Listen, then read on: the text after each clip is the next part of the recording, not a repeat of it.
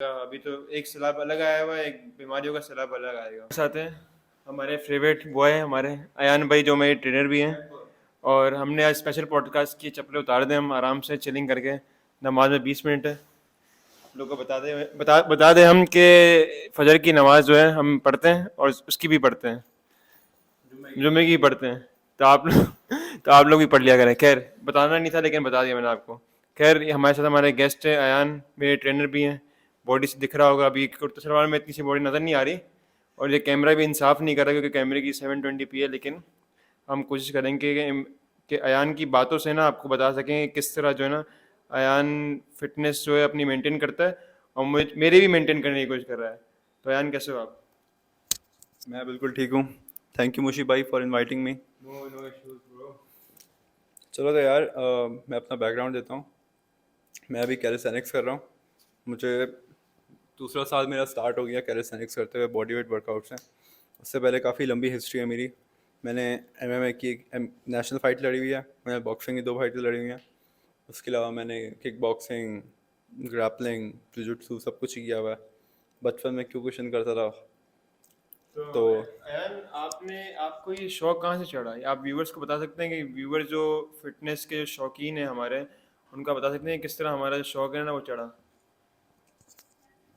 तो यार ये हल्का सा बिल्ट इन था, क्योंकि शुरू से मैं अपने फादर को देखता रहा। मेरे अब्बू ब्लैक बेल्ट हैं। उसके अलावा एक तो यार एक मतलब मैं भी बुली होता था, और वो वाले सीन होते थे कि मतलब आप खुद अपने लिए खड़े हो पाओ। तो उसकी जो मेन जो ब्रेकिंग पॉइंट आया था मेरा, तो मार्शल आर्ट्स तो करने के आपको बाद ही वो आया था। चीज़ जो है वो अट्रैक्ट की किस तरह जो है ना फिटनेस की तरफ से, हाँ, तो फिटनेस फिर की तरफ फिटनेस, फिर मैंने वीडियोस देखी थी। मैं हुआ था एक बॉयका के नाम से एक मूवी है पूरी, बॉयका अनडिस्प्यूटेड। से। उसको मैंने देखा था। उससे मैं बहुत ज़्यादा इंस्पायर्ड हुआ था। मैंने उसका हेयर कट भी करवाया था 3 साल पहले। तो अयान, मेरे से लोग जो हैं जो मतलब कम बजट में, जिनके पास बजट इतना नहीं है, मतलब जो प्रोटीन शेक ना लेने जा रहे हो, जो जो देसी डाइट जैसे आप बोलते हैं, देसी डाइट्स के थ्रू जो है अपना है वो बॉडी को अच्छी बॉडी बनाना चाह रहे हो कि अच्छी फिजिक हो जाए ताकि शर्ट वर्ट पहने तो अच्छे लगे, मेरे मेरे जैसा पतला ना लगे। तो आप उनको क्या सजेस्ट करना चाहेंगे कि या तो वो प्रोटीन बार लें या प्रोटीन शेक जो आते हैं इतने बड़े बड़े, जो आपने मुझे ही मना किया, या फिर देसी डाइट की तरफ जाएं? और देसी डाइट की तरफ जाएं तो क्या बजट सेट करें अपना, और क्या कौन कौन सा आइटम जो है वो इम्पोर्टेंट है कि अपने रोज़मर्रा की जो वो है ना न्यूट्रिएंट्स हैं उसको क्या कहते हैं फुलफिल कर सकें? अच्छा, तो यार देखो, फिटनेस में न्यूट्रिशन आपका 30% काउंट करता है, 30 से 40%। बाकी आपका 50 से 60% आपका वर्कआउट है। अब न्यूट्रिशन इतना ज़रूरी, मैं आपको अपना बताता हूँ।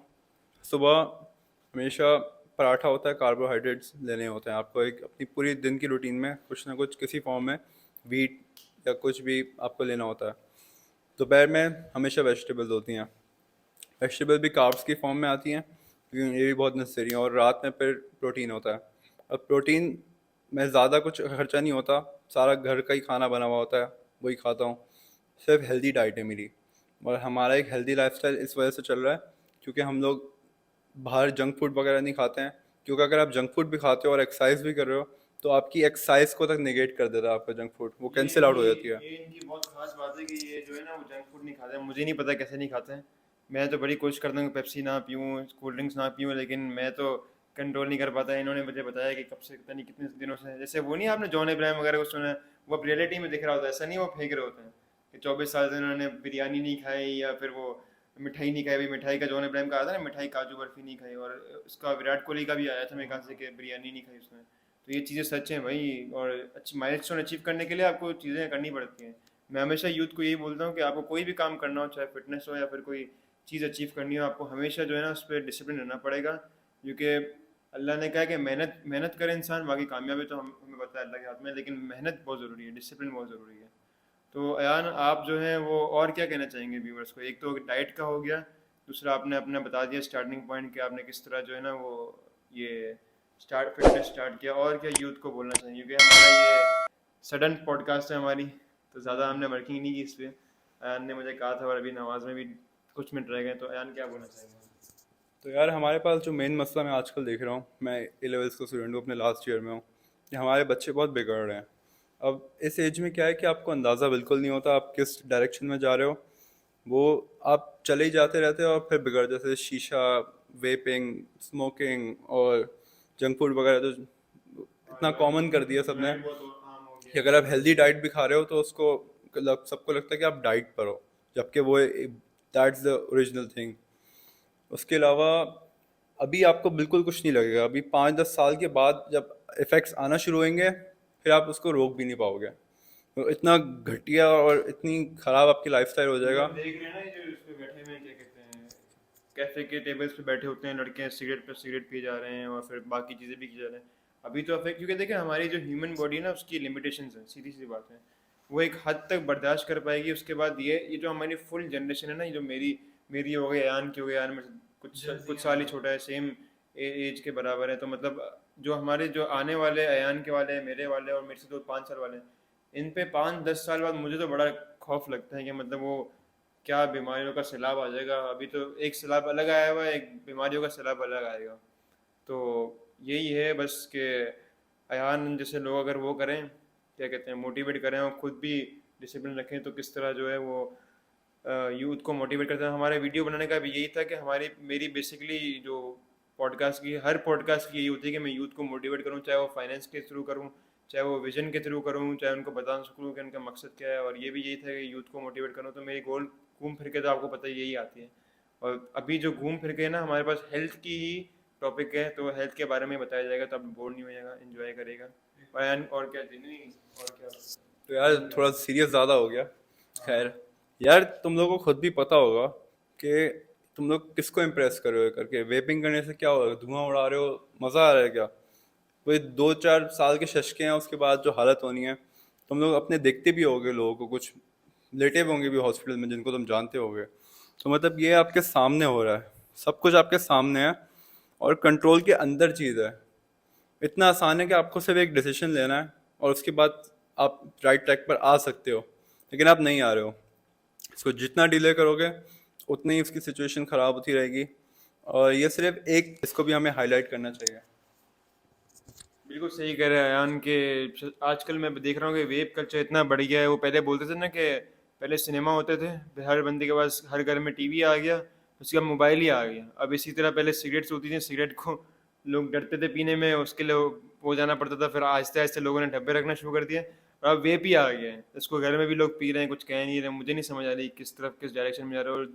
और हर तबका पी रहा है मेरे ख्याल से, ये बड़े एज के लोग भी पी रहे हैं और हर प्रोफेशन के पी रहे हैं, मेरे ख्याल से डॉक्टर्स भी पी रहे हैं। इसमें यार मैंने सुना है, एक मैंने लड़के को पिछले साल मैंने कॉलेज में कहा था, तो उसने कहा कि वेप इज़ 90% हेल्दियर देन सिगरेट। अबे 90%, 10% क्यों छोड़ो, इतना आसान तो है। आप सिगरेट नहीं पी रहे, सिगरेट पता है कितनी, सिगरेट से और भी स्टडी आई है कि वेप जो है सिगरेट से ज़्यादा खतरनाक है। तो अगर कुछ पता नहीं है तो पहली बात बोलो मत, उसके बाद अपना कबाड़ा करने का शौक है तो फिर करते रहो, वरना देख लो क्या होगा फिर। तो यही बात है हमारे पास। और क्या कहते हैं, मुझे लगता है कि ये टॉक बहुत ज़रूरी थी यूथ के लिए। शायद इतने लोगों तक व्यूअरशिप नहीं पहुंच पाएगी, लेकिन मुझे लगता है कि बड़े बड़े यूट्यूबर्स हैं जिनकी बहुत ज़्यादा पहचान, उनको ये अवेयरनेस फैलानी चाहिए कि किस तरह फिटनेस ज़रूरी है। हमने देखा है कि क्या कहते हैं, लंदन में हो गया, मेफेयर में हो गया, फिर पेरिस में हो गया, यहाँ पे पार्क्स बड़े बड़े पड़े हैं। हमारे यहाँ रेस्टोरेंट बने जा रहे हैं, पार्क्स है नहीं हमारे पास, लोग फिटनेस पे ध्यान दे नहीं रहे। और आप अमेरिका में भी देखेंगे कि हर जो हमारे यहाँ नक्शा ही नहीं बनता ना, वहाँ पे तो प्रॉपर पहले प्लानिंग होती है, फिर उसके बाद बनता है। तो मैंने नोटिस की थी ये बात, क्योंकि मैं चीज़ें बहुत नोटिस करता हूँ, मुझे अच्छा होता है कि हमारा मूल भी बने। तो हर बिल्डिंग्स के बाद एक पार्क बना हुआ है, ताकि रिक्रिएशनल एक्टिविटी, ताकि लोग जिम कर सकें, रोड्स वॉज होती हैं, बच्चे आके जिम कर सकें, आराम से वो वॉक कर सकें। वॉक ज़रूरी है, सब ज़रूरी है। इससे क्या होता है कि इससे एक सोसाइटी में हेल्थीनेस होती है। हमारे यहाँ क्या होता है कि वो बिल्डर कहता है एक खाली जगह पड़ी हुई है, प्लॉट बिल्डिंग बना दो। तो ये बहुत बड़ा मसला है। यार एंड में क्या कहना चाहोगे, एंड में क्या कहना चाहोगे? तो यार ये सारी फार्मास्यूटिकल कंपनीज की टैक्टिक्स हैं कि ये एक बंदे को पहले बिगाड़ रही हैं इतना, फिर उसी का हल आपको बेच रही हैं, तो आपको डबल चार्ज करके और उसके बाद फिर आपको हॉस्पिटल में पहुंचा रही है और आपका ट्रिपल खर्चा हो रहा है। तो ये सारा आपके सामने, आपको सिर्फ आंखें खोलनी है, उठो देखो इसको, ये क्या हो रहा है, इसमें थोड़ी रिसर्च करो। एक लूप में फंसे रहोगे तो फिर बुढ़े हो जाओगे, मर जाओगे, ऐसे ही होगा, बस कुछ कर नहीं पाओगे तुम। तो यही हमारी जो पूरी उसकी समरी यही है, क्या कहते हैं, वीडियो बनाने की, कि आप अगर इसी में फंसे रहोगे, कुछ करोगे नहीं, और क्या कहते हैं हमारे यही मसला है ना कि हर चीज़ हर गलत हो रही है। अभी जैसे मैंने बिल्डिंग्स की बात की कि पार्क्स हैं, फिर इसने फार्मास्यूटिकल कंपनी की बात की, फिर वेपिंग कल्चर बोल रहा, तो बहुत। और मुझे नहीं लगता कि हम इस पे ऐसे कलेक्टिव कलेक्टिव अगर काम नहीं होगा ना तो उसका इम्पेक्ट नहीं आने वाला। हमारे उससे बोलने से शायद 5-6 लोग सुन लें, लेकिन हमारी 22 करोड़ की आवाम है, उसको बोलना बहुत ज़रूरी है, उनको समझाना बहुत ज़रूरी है कि वो, एक तो मैं जो बोलता रहता हूँ कि वो विजन करें, इन्विजन करें, काम करें, बड़ा ख्वाब देखें, बड़ी चीज़ करें, उससे बाहर निकलेंगे कि सिर्फ घर खरीद लिया, गाड़ी खरीद ली, उसके अलावा ज़िंदगी में कुछ नहीं है। अपने आप से पूछें कि किस किस वजह से हम क्या कर रहे हैं। और इसी तरह हमारी हेल्थ भी इसी इसमें आती है कि हमारी हेल्थ कितनी ज़रूरी है।